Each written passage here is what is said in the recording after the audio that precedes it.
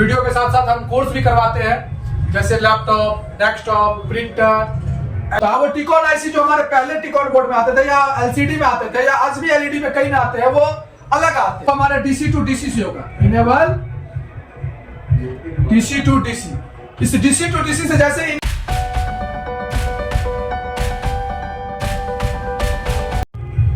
Hello friends, बहुत बहुत स्वागत है आपका हमारे YouTube channel ABC tech institute में। तो दोस्तों, आज हम आपके साथ एक नई वीडियो में और एक नई जानकारी लेके आए हैं। तो अगर आपको इस वीडियो पसंद आया ये वीडियो, तो इस वीडियो को लाइक करें। और अगर आपको इसमें कुछ सुझाव देना हो या कुछ चीज़ की आपको पूछना हो, कोई ऐसा टॉपिक हो, तो उसके बारे में आप कमेंट करके हमें बताएं। और वीडियो पसंद आए तो वीडियो को ज़्यादा से ज़्यादा शेयर जरूर करें।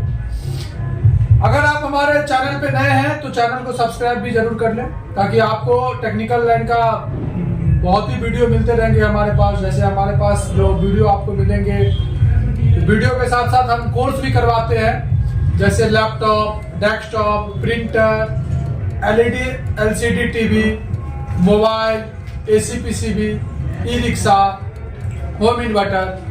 हमारे यहाँ सभी तरह का टेक्निकल कोर्स करवाया जाता है। तो अगर आपको कोई भी कोर्स करना हो या उसके बारे में जानकारी लेना हो, तो स्क्रीन पर दिए गए नंबर, जो आपके स्क्रीन पर जो नंबर चल रहे होंगे, उस पर आप कॉन्टेक्ट करके जानकारी ले सकते हैं। या फिर हमारा जो ब्रांच है, यानी कि हमारा जो इंस्टीट्यूट है एबीसी टेक इंस्टीट्यूट, ये नई दिल्ली उत्तम नगर में है। यहाँ पे आके आप फ्री डेमो क्लास लेके यहाँ के स्टूडेंट से मिलिए, यहाँ के टीचर से मिलिए।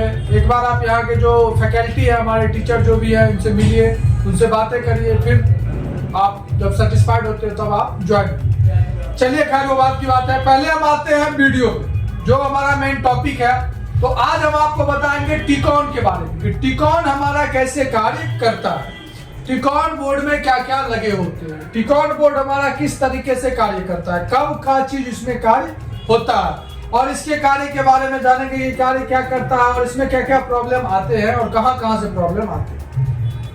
तो आज हम आपको वो सब सरल तरीके से बताने की कोशिश करेंगे कि टिकॉन हमारा कार्य करता कैसे। आइए, तो सबसे पहले टिकॉन बोर्ड में लगे हुए जो कंपोनेंट होते हैं, उसमें सबसे पहला जो कंपोनेंट होता है वो होता है हमारा टिकॉन आईसी।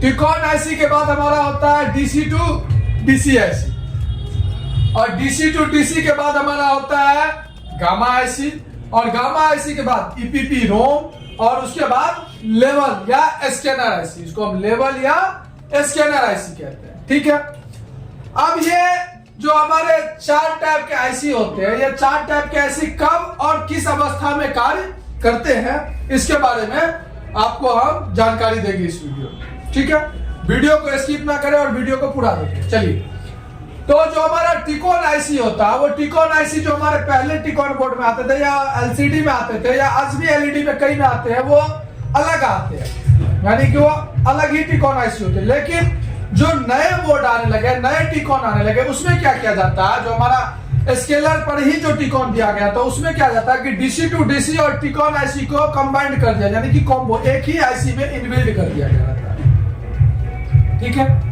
अब इन दोनों आईसी को एक ही में इनबिल्ड कर दिया गया था, तो वही काम जो अभी अलग वे में कर रहा था, वो काम जो है वो एक अटैचमेंट में करता है। ठीक है, अब टिकॉन आईसी पे क्या होता है, हमारे एलवीडीएस कनेक्टर, जो हमारा एलवीडीएस कनेक्टर होता है बोर्ड का, या हमारा जो एलवीडीएस एफएफसी केबल होता है या एलवीडीएस केबल होता है, उस केबल से वोल्टेज और सिग्नल टिकॉन आईसी पे आते हैं, यानी कि टिकॉन कनेक्टर पे आते हैं।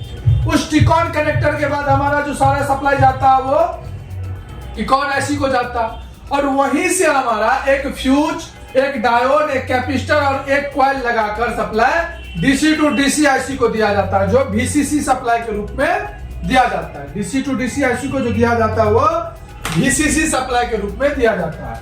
यानी कि ये हमारा जो टिकॉन से आया, तो एक फ्यूज, एक डायोड, एक कैपेसिटर और एक कॉइल से यहाँ पे वीसीसी सप्लाई दिया गया, वीसीसी सप्लाई दिया गया। ये वीसीसी वोल्टेज जो होता है, ये वीसीसी वोल्टेज हमारे मदरबोर्ड से आते हैं, यानी कि हमारा जो मदरबोर्ड लगा होता है लॉजिक कार्ड से, जो हमारे LVDS के लिए यानी कि पैनल वोल्टेज जो बनता है वो वोल्टेज यहाँ पे आते हैं। ठीक है, अब ये वोल्टेज है वो दो टाइप के वोल्टेज आते हैं, अमूमन 3 टाइप के आते हैं, लेकिन हम आपको LED LCD की अगर बात करें तो इसमें 2 ही टाइप के वोल्टेज आते हैं। ठीक है, तो इसमें 2 टाइप के वोल्टेज आते हैं। ठीक है, तो हम बात करते हैं कि कौन कौन से वोल्टेज आते हैं। तो इसमें जो वोल्टेज बनता है वो पहला एक वोल्टेज बनता है 12 वोल्ट और दूसरा 5 वोल्ट, 2 टाइप के वोल्टेज आते हैं। तीसरा वोल्टेज जो आता है, हमने जो बोला कि तीसरा भी वोल्टेज आता है, वो तीसरा वोल्टेज आता है 3.3 वोल्ट, लेकिन अगर वो लैपटॉप की स्क्रीन है तो वो लैपटॉप की स्क्रीन है तो। लेकिन अगर हमारा LED LCD की बात करें, हम LED LCD की बात करें तो इसमें या तो 12 वोल्ट या 5 वोल्ट 2 ही का पैनल आता है। ठीक है, तो यहां पे अकॉर्डिंग टू पैनल उसी हिसाब से हम बोर्ड में जंपर लगाते हैं कि 12 वोल्ट हमें चाहिए पैनल के लिए या 5 वोल्ट चाहिए, उसी हिसाब से यहाँ पे 12 वोल्ट या 5 वोल्ट आता है। ठीक है, अब ये 12 वोल्ट और 5 वोल्ट जैसे ही यहाँ पे VCC सप्लाई मिलता है तो आपको पता होगा, तो किसी भी IC को VCC सप्लाई मिलने के बाद उसको 2 चीजें की और जरूरत होती है, एक ग्राउंड की, जो ग्राउंड यहाँ पे मिल रहा, और एक इनेबल वोल्टेज, जो कि टिकॉन से ही एक इनेबल वोल्टेज आ जाता है इसको, जो वोल्टेज इसको अमूमन 1.8 वोल्ट के आसपास मिलता है। अब ये 1.8 के हिसाब से जैसे इसको इनेबल वोल्टेज मिलता है तो ये DC to DC IC क्या करता है, कार्य करना स्टार्ट कर देता है।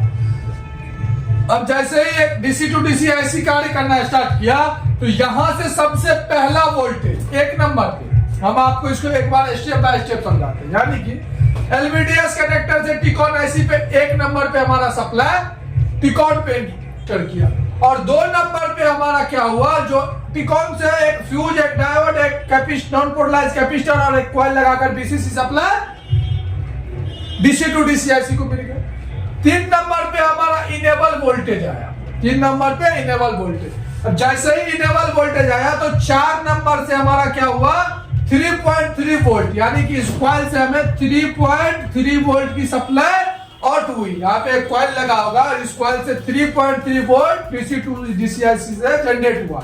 ये वोल्टेज जैसे ही जनरेट होता है तो ये सबसे पहले ये वोल्टेज EPP-ROM को जाता है। अब इस EPP-ROM को जैसे ही 3.3 वोल्ट की सप्लाई मिलती है और इसको सिग्नल मिलता है, ये STB, क्लॉक और डाटा, ये सिग्नल जैसे ही टिकॉन और EPP-ROM में मतलब आप एक अंतर मंतर यानी कि आना जाना हुआ, इन दोनों का जैसे ही अटैचमेंट हुआ कि हमारा इसी 3.3 वोल्ट से एक वोल्टेज डिवाइडर या एक रेगुलेटर मॉसफेट लगाकर इसको 1.2 वोल्टेज में बदला जाएगा, और जो इसका 1.2 में बदला जाएगा इसके ड्रेन पे 3.3 वोल्ट आएगा और इसके सोर्स से 1.2 वोल्ट निकलेगा, जो कि हमारा कोर वोल्टेज होता है, कोर वोल्ट होता है। और इसका गेट जो इनेबल होगा वो हमारे DC to DC से होगा, इनेबल DC to DC। इस DC to DC से जैसे इनेबल होगा तो यहीं से एक feedback DC to DC IC को फिर जाएगा कि हाँ ये 1.2 वोल्ट ने जो आप इनेबल करवा रहे हो उसको बराबर 1.2 में वो इनेबल हो रहा। ठीक है, अब जैसे ही ये DC to DC को 1.2 इनेबल हो गया, यानी कि लेवल शिफ्टर काम करना, लेवल IC काम करना स्टार्ट कर दिया। अब लेवल IC जैसे ही काम करना स्टार्ट किया कि खटाक से हमारे गामा IC, अब आ जाता हमारा गामा IC की बारी। अब गामा IC का जो कार्य होता है, गामा IC की सबसे पहले पहचान, गामा IC की पहचान जहां पे सबसे ज्यादा रेजिस्टेंस लगे होंगे जिस IC के पास टिकॉन पे, वो हमारा गामा IC होता है, वो हमारा गामा IC होता है। अब गामा IC को चलने के लिए जो VCC सप्लाई की जरूरत होती है, जो VCC सप्लाई चाहिए इसको VCC, वो ABDD के नाम से आता है, ABDD के नाम से आता है, जो कि 12 वोल्ट से लेकर 20 वोल्ट का होता है। अब ये वोल्ट कहां से आता है वो हम आपको अगले नेक्स्ट वीडियो में बताएंगे, उसके बारे में भी कि DC to DC IC कैसे कार्य करता है, कितने वोल्ट टाइप के निकालते हैं, कौन कौन सी वोल्टेज निकालते हैं, वो भी हम बताएंगे आपको। सबसे पहले हम बात करते हैं गामा IC। तो जैसे ही हमारा गामा IC पर ये ABDD वोल्टेज आता है, यानी कि VCC के रूप में, कि तुरंत डाटा के रूप में एक इनेबल वोल्टेज इसको आ जाता है, जो टिकॉन से ही आता है, और एक इसको इनेबल वोल्टेज भी आ जाता है। हम यहाँ पे आपको बना देते हैं एक इनेबल वोल्टेज।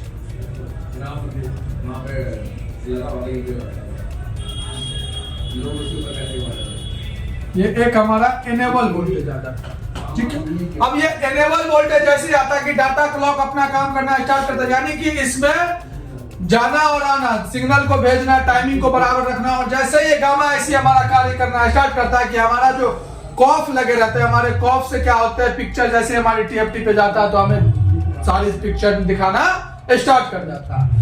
अब आपको हम नेक्स्ट वीडियो में इस चीज की जानकारी देंगे कि डीसी टू डीसी ऐसी कार्य कैसे करता है, हमारा जो गामा ऐसी होता है वो क्यों लगा होता है, और किस तरीके से इसमें प्रॉब्लम आता है और क्या क्या प्रॉब्लम आता है, इस चीज के बारे में बताएंगे, ठीक है।